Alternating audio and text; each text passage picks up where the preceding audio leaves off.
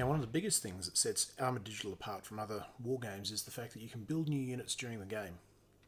We're going to go into that in this video, look at the entire logistics phase, which comes in a full game of Armoured Digital, comes right after the command phase of the game.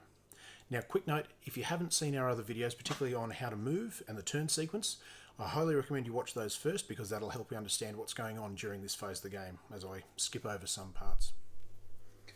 So here we have the logistic units. This here is the extractor.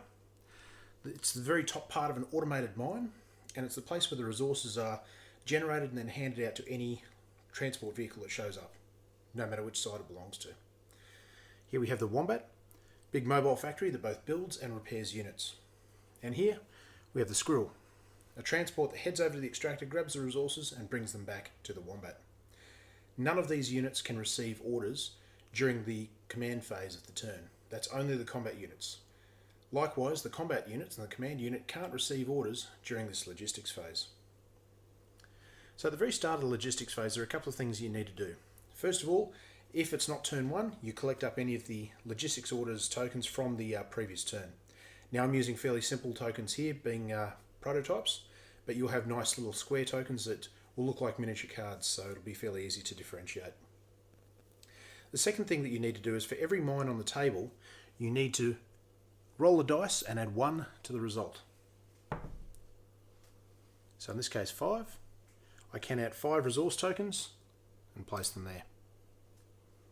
Now the ones that you'll receive in your final product, your Kickstarter rewards, will have a numerical value on the top, so you can have a 1, 3 or 5, so you end up with these giant stacks of tokens that you might see during this video.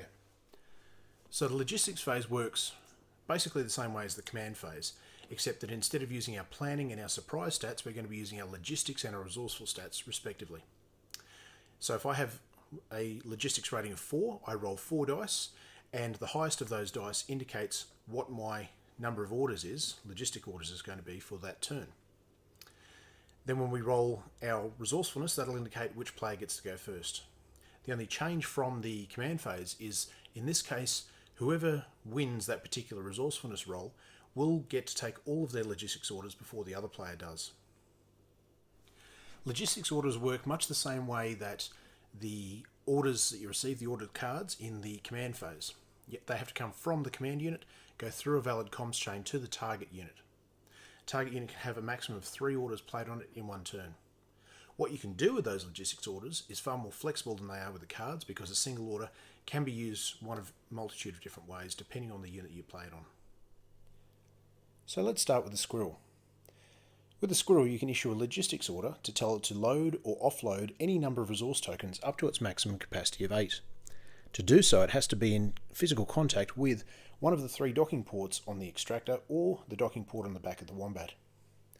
You can also issue an order to tell it to move, exactly as if you'd played a move order card on it during the command phase.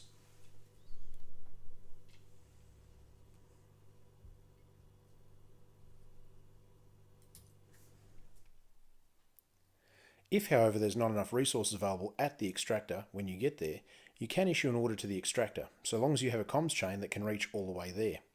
Either player can issue this order to the extractor in order to get more resources. When you do so, you roll a d6 and add your resourcefulness to the result.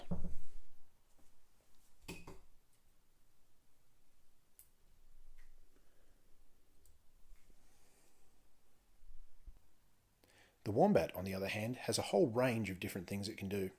It can move exactly as per the Squirrel, and it can also, if its rear dock is in contact with one of the ports on the extractor, it can offload resources as well. The 2 other things it can do are repair units and build new units. To repair, simply place a token next to the unit and drag on board anything within 2 inches of the front ramp.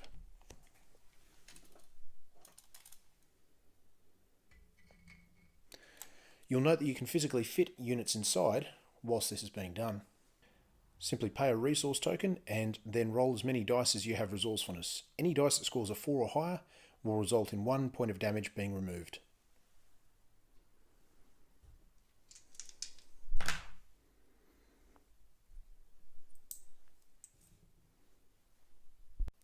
Once you've completed the repair action, you can then redeploy the unit within 2 inches of the front ramp, or leave it on board for further repairs until the unit is completely healed.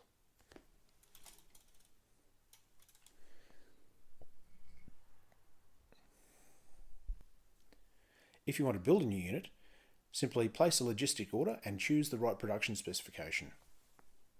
In this case, I'm going to build a wolf tank. Once you place the production specification, you pay the resource cost, which you'll notice on the card there, in resource tokens.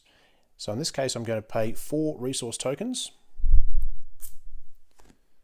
and I start to produce a new wolf.